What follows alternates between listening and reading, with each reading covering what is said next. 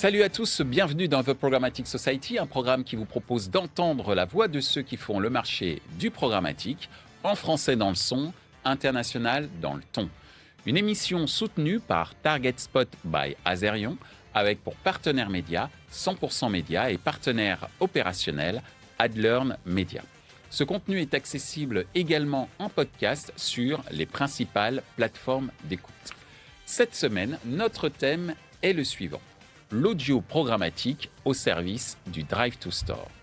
Selon une étude récente, les dépenses publicitaires dans l'audio numérique ont atteint un record de 1,1 milliard d'euros en France l'année dernière, avec une progression de 23% par rapport à l'année précédente. Et ce n'est pas tout. L'Europe connaît également une croissance phénoménale dans ce domaine, avec une augmentation de 41% des revenus publicitaires audio programmatiques en 2022. D'après une autre étude récente, près de 78% des consommateurs français ont écouté de la musique en streaming l'année dernière, ce qui offre une opportunité énorme pour les annonceurs afin d'atteindre leur audience de manière ciblée et efficace. De plus de 50% des auditeurs de musique en streaming sont prêts à visiter un magasin physique après avoir entendu une publicité pertinente. Le Drive to Store est donc devenu un enjeu clé pour les marques car elles cherchent à connecter le monde en ligne avec l'expérience en magasin. Et donc grâce à l'audio programmatique, les annonceurs peuvent non seulement mesurer l'impact de leur campagne publicitaire sur les visites en magasin, mais aussi optimiser leur stratégie en temps réel pour obtenir les meilleurs résultats. Dans cette émission, nous allons explorer les meilleures pratiques, les études de cas inspirantes et les innovations les plus récentes dans le domaine de l'audio programmatique au service du Drive to Store. Nous demanderons à nos invités qu'est-ce que l'audio programmatique, comment concilier audio programmatique et Drive to Store et quelles sont les success stories qui démontrent l'efficacité de l'audio programmatique au service du Drive to Store. Nos invités cette semaine: Chérifa Afiri de Target Spot by Azerion, Michael Ferreira de Azerion, Michael Gaspard d'Altis Media Ads and Connect. Bonjour Chérifa. Bonjour Michel. Bonjour Michael. Bonjour Michel. Et bienvenue chez toi. C'est ça, on joue à domicile. Exactement, puisque tu fais partie du groupe Altis. Et bonjour Michael. Bonjour Michel. Nous avons deux Michael sur le plateau et merci pour ta venue. C'est la seconde fois que tu viens et merci pour ton soutien également, Chérifa, puisque on va parler d'audio programmatique dont vous êtes les spécialistes à travers Target Spot by Azerion. Et première question, puisqu'on parle beaucoup de l'audio programmatique en ce moment, Chérifa, est-ce que tu peux nous expliquer ce que regroupe le concept d'audio programmatique? Alors le concept, il est tout simple et c'est l'équivalent de ce qu'on peut avoir sur le digital. En fait, c'est le processus d'automatisation de l'achat et de la diffusion des campagnes publicitaires audio. Voilà, tout simplement. Et c'est vrai qu'il y a eu une mue sur le format programmatique il y a 3 ans de cela. Et ça représente désormais 80% des achats au niveau France versus les États-Unis où on est encore sur du 50-50. Et on a 3 types de ventes en programmatique. Alors, pardon, quand tu dis 80%, c'est 80% par rapport aux autres modes d'achat audio. Hein, donc en audio, tu as le programmatique, donc l'achat automatisé, ou l'achat en gré à gré, dit direct. Et donc chez Target Spot by Azerion, on est sur un trend qui est de 80% en achat programmatique et 20% en achat direct. Voilà. Donc on a 3 types de ventes.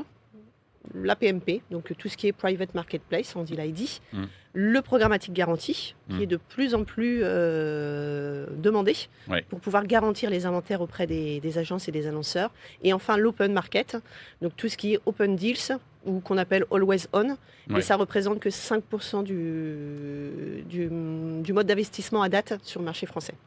Merci Chérifa pour ces précisions. Donc effectivement, ce n'est pas rien. J'en apprends beaucoup avec effectivement cette part de marché de l'audio programmatique que je ne soupçonnais pas. Donc on va en apprendre énormément. Donc on a eu ton explication du côté technologique, j'allais dire, de l'audio programmatique. En ce qui concerne l'éditeur que tu représentes, Mickaël, puisque je le répète, tu représentes Altis, quelle serait ta définition de l'audio programmatique ? Comme chez Rifa, on est sur de l'automatisation du mode d'achat. Et c'est vrai qu'on a, de par les précédentes expériences sur les autres formats digitaux, bénéficié de ce qui s'est fait auparavant, puisque assez rapidement et de manière dans les mêmes proportions que chez Target Spot by Azerion, on a une part très importante de l'achat qui se fait en programmatique. Donc pour nous, c'est la possibilité de mettre à disposition très facilement l'ensemble de l'inventaire auprès de nos clients. Et pour nos clients, c'est aussi la possibilité d'avoir en instantané une vision globale sur l'inventaire, sur les différents KPI des campagnes qui sont opérées. Merci Mickaël. On en arrive à notre deuxième question et Mickaël Ferreira, je te demanderai de répondre à cette interrogation que j'ai eue en préparant cette émission, qui est comment on peut concilier l'audio programmatique et cette notion quand même très performance qu'est le Drive to Store. Comment c'est possible ? Alors, c'est assez simple. On va reprendre les concepts du Drive to Store pour ce qui est du ciblage et de la mesure. Donc en fait, on va capter, si tu veux, la donnée géolocalisée en fonction des devices. Donc il y a deux façons aujourd'hui d'écouter de l'audio digital, soit des applications. Et en fait, les applications vont pouvoir te donner en fait les informations donc tout ce qui va être les coordonnées GPS, etc. Donc latitude, longitude, ce qui te permet de pouvoir savoir où est l'internaute, donc de le cibler ou de le recibler. Et puis sur la partie web, la partie IP, donc, toutes ces informations-là en fait vont être agrégées de notre côté et on va être capable d'adresser en fait un ciblage assez précis. Quand on fait du Drive to Store, il y a bien évidemment des labels de qualité. Donc les solutions, elles sont éditées. Aujourd'hui, en fait, par exemple, nous on a deux labels. Il y a le label Right Place et le label Right People. Donc le Right Place, c'est simple. Il faut être certain de cibler le bon endroit. Ou pour la mesure, ça a son importance. Quand tu veux cibler une chaîne de grande distribution, l'idée c'est de ne pas taper à 100 ou 200 mètres à côté. Il faut être certain que tu sois, pour la mesure, capable de mesurer en fait dans l'enceinte du magasin. Donc là, il y a pas mal de technologies, pas mal de process pour cleaner la data, pour détourer les bâtiments, pour être certain qu'on cible les bons, ce qu'on appelle les POI, les points d'intérêt, donc les bonnes localisations. Et ensuite, sur toute la partie user ou device ID, ça va être le même process. On va également cleaner toute la data qu'on a pour être certain de cibler les bons profils, donc les bons internautes en fonction de leur surf physique. Et pour la partie mesure, ça va être la même chose. Alors, on le fait en interne, on est capable de mesurer en interne ce qu'on appelle le footfall, donc c'est le taux de descente en magasin ou la visite incrémentale. Mais on travaille avec des tiers de confiance. Donc nous, en l'occurrence, on travaille avec une société qui s'appelle Ocube, qui a son propre graphe. Et le graphe, qu'est-ce que c'est en fait ? C'est encore une fois de la data, c'est une base de données. Et ils vont être capables, de manière déterministe, de savoir que tel internaute, finalement, est lié à tel device ID. D'accord ? Donc à telle position géologue. Donc, comme aujourd'hui on parle d'audio programmatique, donc tout est automatisé, les technos se parlent, etc. Donc on est capable d'appliquer les mêmes ciblages qu'on peut appliquer en display ou en vidéo, que ce soit du ciblage thématique ou autre, et le ciblage géographique. Et sur ce ciblage géographique, ensuite, comment on va aller mesurer le taux de descente en magasin ? C'est assez simple. On a, si tu veux, notre cible, donc on a le bassin d'audience qu'on est censé cibler pour la campagne. Ce bassin d'audience, en fait, va être divisé en deux. On va avoir ce qu'on appelle un groupe de contrôle, et on va mesurer en fait le comportement de ce groupe de contrôle. Donc on va avoir une ligne de campagne sur des non exposés, et on va analyser en fait ces non exposés versus les gens qui ont été exposés à la campagne. Et en faisant ça, tu arrives à déterminer l'impact positif de la campagne. Donc, ce que je retiens, c'est qu'il y a deux labels qui permettent, d'une certaine manière, de bien comprendre comment on peut concilier l'audio programmatique et la notion de Drive to Store. C'est les fameux labels Right Place and Right People. Et tu en as un troisième qui est le Right Performance. Voilà. Tout ça, c'est pour la mesure notamment. Exactement. Notamment. Et ce qui est très important, c'est qu'il y a une notion aussi de partenariat technologique. Tu parlais du partenariat avec Ocube pour pouvoir justement suivre ces différents mouvements et effectivement avoir le fameux Right Performance. Exactement. C'est important d'avoir un tiers de confiance. On le fait nous en interne pour piloter nos campagnes, mais ensuite on vient challenger nos résultats avec les tiers de confiance. Merci Mickaël Ferreira. Désolé de t'appeler avec ton nom de famille. Ça Aucun problème. J'ai l'impression qu'on est à l'école. Mickaël Gaspard, toi qui es donc chez l'éditeur, concilier audio programmatique et drive to store, qu'est-ce que ça implique et surtout comment est-ce possible de ton point de vue d'éditeur audio? Déjà, ce qu'il faut rappeler, c'est que le volet audio, il a cet ADN, drive to store, parce que sur la partie radio, au départ, beaucoup de campagnes ont cet objectif-là. Ce qui explique qu'il y a beaucoup d'annonceurs de la grande distribution ou même de la distribution comme les concessions auto, etc., qui utilisent énormément la radio depuis Mathusalem. Donc voilà, donc on a un bassin d'annonceurs qui a déjà cette maturité pour faire du drive to store à travers le volet audio. Nous, côté éditeur et donc chez Altis Media Sun Connect, donc on propose aussi ce volet géolocalisation au sein de notre DSP. Pour les agences, pour les annonceurs, elles peuvent le piloter soit de leur côté, soit d'une autre. L'objectif de notre côté, c'est de profiter de cette puissance qu'on a de l'inventaire pour que la géolocalisation soit disponible, présente partout et en fonction des besoins agences et annonceurs. Donc ça, c'est le premier volet qu'on propose. Et le deuxième, il est côté data. Sur la partie audio, maintenant, on est capable de proposer des segments. Et c'est vrai que ça attire, ça peut convaincre des annonceurs de cibler certaines populations, des personas, pour du coup transformer en drive to store. Merci Michael. Alors tu parlais de succès. Justement, on va en parler. C'est concrètement, quels sont les success stories qui démontrent l'efficacité de l'audio programmatique au service du drive to store, de ton point de vue, Chérifa? On en a plusieurs et je ne vais pas en citer un parce que les briefs sont assez importants et de plus en plus, notamment sur tout ce qui est géolocalisation, sur la demande de device ID pour pouvoir aller tracer ces campagnes publicitaires. Donc tracer les campagnes publicitaires par l'intermédiaire du mobile, par exemple? Par exemple. Et ça nous permet effectivement d'intégrer des dispositifs beaucoup plus intelligents. Avec l'intégration de la data, comme mettait en avant Michael Gaspard, et puis derrière, avec tous les brevets et surtout les certifications, ça nous permet effectivement d'augmenter notre part de marché et surtout de travailler sur un levier de performance qui n'était pas encore le levier le plus intéressant sur le marché de l'audio. Merci Chérifa. En termes de success story, est-ce que tu as des exemples, Michael Gaspard? Oui, alors il y a la partie contextualisation aussi qui aide. Là, on travaille beaucoup, notamment sur la partie DCO. C'est vrai qu'aujourd'hui, proposer à une agence, à un annonceur, un contexte, typiquement la météo, la période estivale arrive. J'allais dire que c'est peut-être la donnée la plus précise qui soit, parfois, la météo. Voilà, mais du coup, ça peut déclencher des campagnes et prises de parole.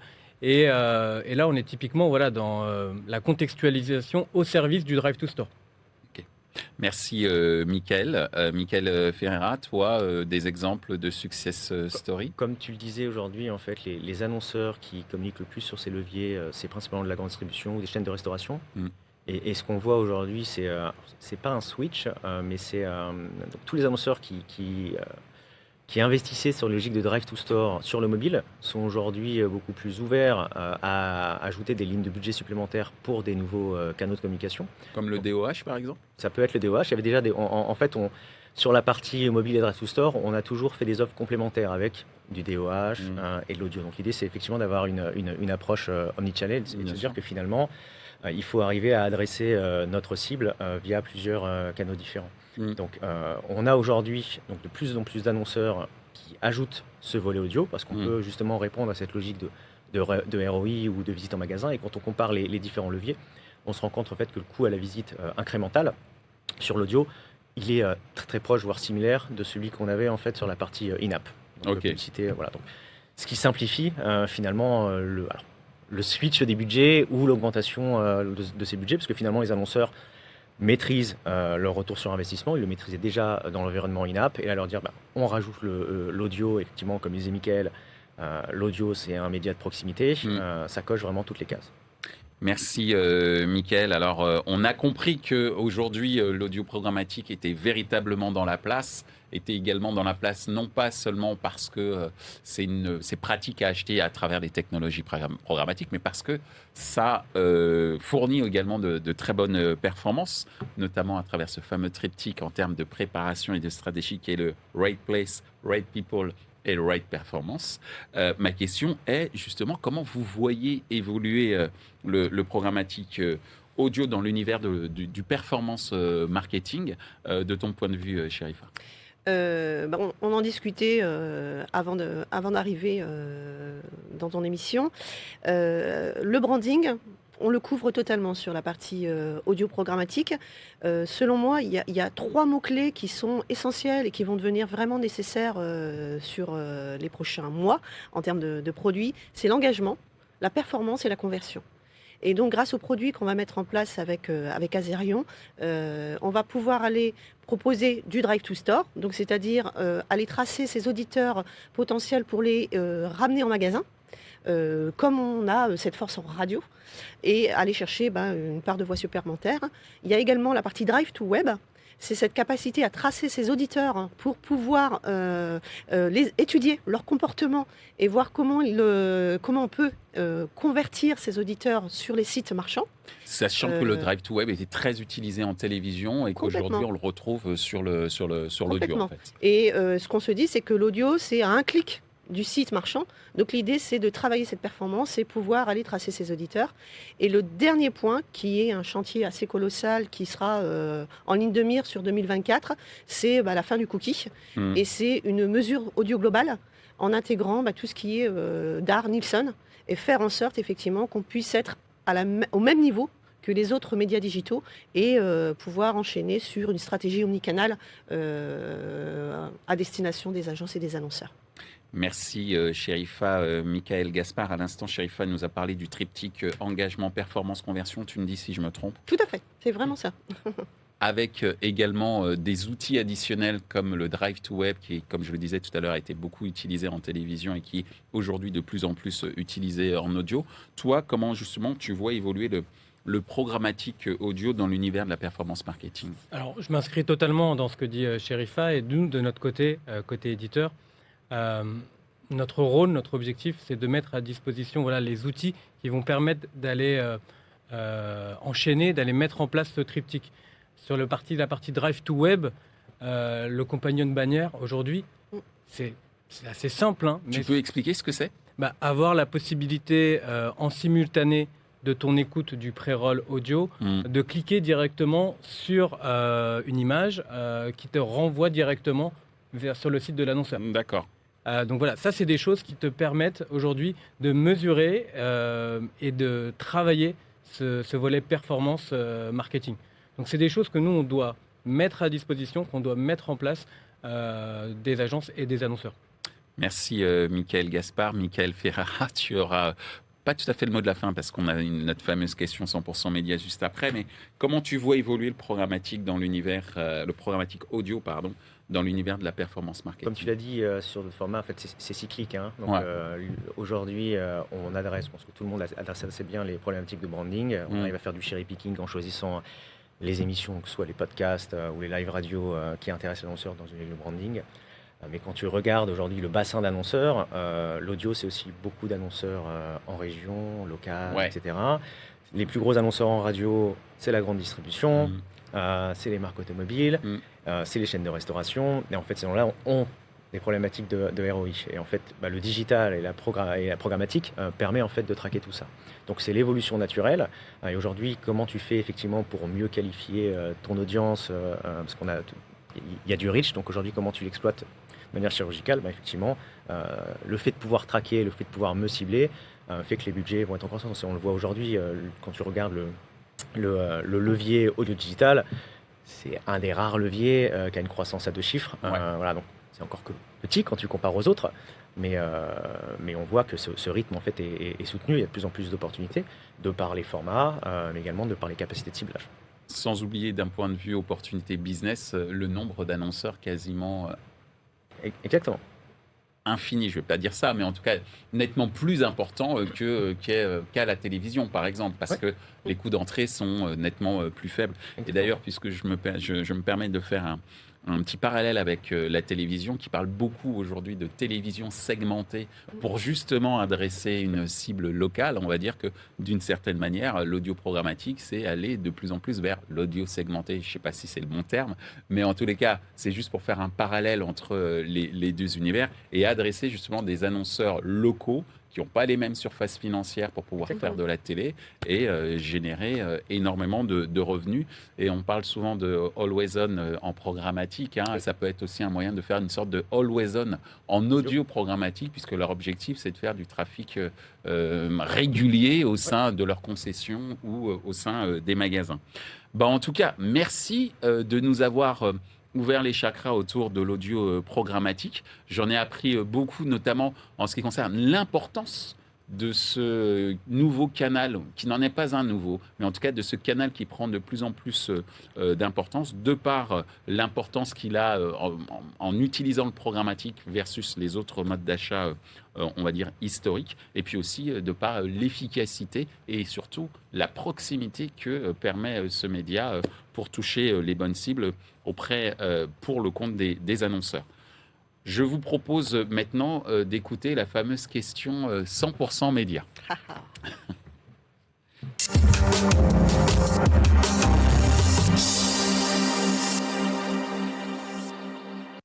Bonjour à tous.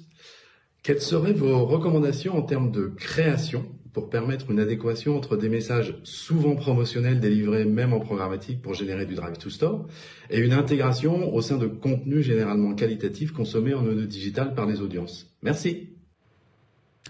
Chérifa. Très bonne question. Tu as 60 secondes pour y répondre. J'ai 60 secondes. T'es prête? Totalement. Top chrono. Très bonne question, Jean-Philippe.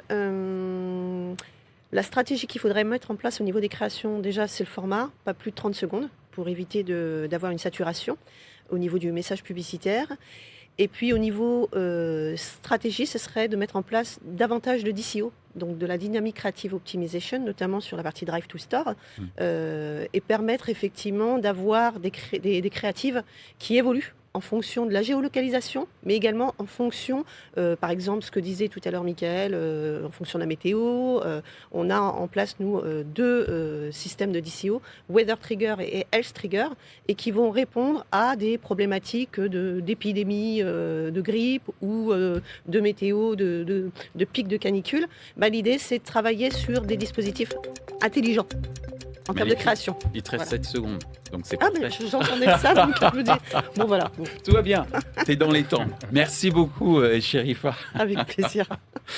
Tu es prêt, Michael Gaspard? Allez. Top chrono. Alors, effectivement, déjà, il faut souligner l'importance de la créative parce que sur le format podcast, on est peut-être sur le volet édito qui intègre le moins de publicité. En moyenne, un podcast, c'est 39 minutes pour 2-3 pré-rolls. Donc, en termes de part publicitaire, c'est assez faible. Donc, il faut respecter cette part créative. Et du coup, pour répondre à la question, inciter quand même à découvrir le produit. Donc, avec du call to action, c'est un basique, mais c'est pas toujours présent. Et l'aspect contextualisation, c'est vrai que alors il y a effectivement géographie, moment de la journée, mais aussi contenu. Parce qu'on peut écouter un podcast, on peut écouter un live, on peut écouter de l'information, on peut écouter de la musique. Et ça, c'est quelque chose qui a un impact aujourd'hui sur les auditeurs, de s'adapter au type de contenu et d'avoir un message publicitaire qui reprend ce qu'on est en train d'écouter. Ça a son importance. Merci Michael Gaspard. Donc, ce qui est très intéressant, c'est qu'en fait, même les marques peuvent créer leur propre podcast si elles le souhaitent aussi. Pour pouvoir atteindre un certain nombre d'objectifs en termes d'appétence notamment. Michael Ferreira, est-ce que tu es prêt? Je suis prêt. Top chrono. C'est parti. Donc effectivement, aujourd'hui, il faut regarder... Si on compare encore une fois à d'autres leviers comme le display, il y a une sorte de logique de contextualisation. Comme l'a dit Michael, on sait que les messages publicitaires sont plus efficaces quand ils sont dans le bon contexte. Le fait que ce soit programmatique permet d'avoir une approche DCO, donc également avoir un message différent en fonction des internautes, mais également aussi en fonction du type de format, puisque l'audio, c'est pas qu'un seul format. On a évoqué le podcast, mais tu as de la live radio, tu as également l'audio in-game. En fait, tu as plusieurs types de leviers audio. Donc, il faut prendre ça en compte et pouvoir adresser donc, le bon format audio en fonction du bon contenu, mais également du contexte et du profil des internautes. Eh bien, merci beaucoup, Mickaël Ferreira. Merci également, Mickaël Gaspard. Et merci, Chérifa, de nous avoir expliqué ce qu'était l'audio programmatique, également le potentiel, et au-delà du potentiel, surtout la performance, et surtout aussi le fait que ça s'adresse à tout type d'annonceurs, petits ou grands. Donc, merci beaucoup, et j'espère peut-être vous retrouver pour continuer à parler audio programmatique parce que ça en vaut vraiment la peine. Donc merci à vous. Merci Michel.